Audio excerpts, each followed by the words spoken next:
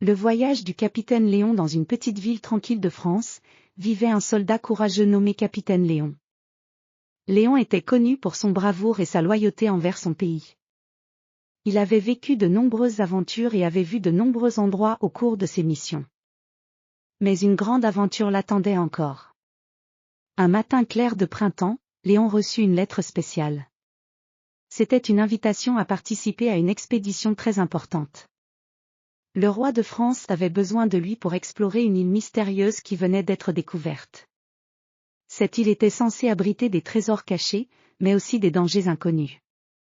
Léon accepta immédiatement l'invitation, prêt à relever le défi. Le jour du départ, Léon se rendit au port où un grand navire était prêt à lever l'ancre.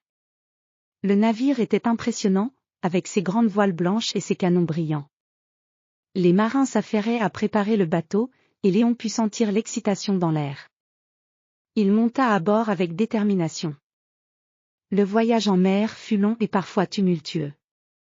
Les vagues étaient hautes, et le vent soufflait fort. Léon et son équipage durent faire face à plusieurs tempêtes, mais ils restèrent courageux. Ils se soutenaient mutuellement, et Léon donnait des ordres fermes pour assurer leur sécurité. Les marins respectaient beaucoup leur capitaine, et ils savaient qu'ils pouvaient compter sur lui dans les moments difficiles. Après plusieurs semaines en mer, le navire aperçut enfin l'île mystérieuse. Elle se dressait devant eux comme une grande montagne verte émergeant des eaux. L'île était couverte d'une dense forêt tropicale, et de grandes cascades dévalaient ses pentes. Léon ordonna à son équipage de préparer les canots pour débarquer. Ils descendirent prudemment sur la plage de sable blanc. L'air était chaud et humide, rempli des chants d'oiseaux exotiques. Léon prit une grande respiration, sentant l'odeur des fleurs et des plantes inconnues. L'exploration commença. Léon et ses hommes pénétrèrent dans la forêt, où les arbres étaient énormes et les feuilles formant une canopée dense au-dessus d'eux. Le sol était couvert d'une végétation luxuriante, et chaque pas était accompagné du bruit des branches et des feuilles. Les rayons du soleil perçaient à peine à travers la verdure, créant des jeux d'ombre mystérieux. Après plusieurs heures de marche, ils trouvèrent une ancienne forteresse en ruine. Les pierres étaient recouvertes de mousse et de lierre, et les tourelles semblaient avoir été abandonnées depuis des siècles. Léon et ses hommes explorèrent les ruines avec précaution.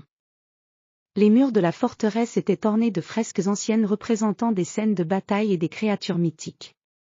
Soudain, l'un des marins trouva une cachette secrète derrière un mur effondré. À l'intérieur se trouvait un coffre en bois décoré de motifs complexes. Léon l'ouvrit avec précaution, révélant un trésor éblouissant, des pièces d'or, des bijoux précieux et des artefacts anciens.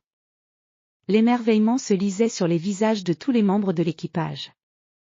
Mais leur joie fut de courte durée.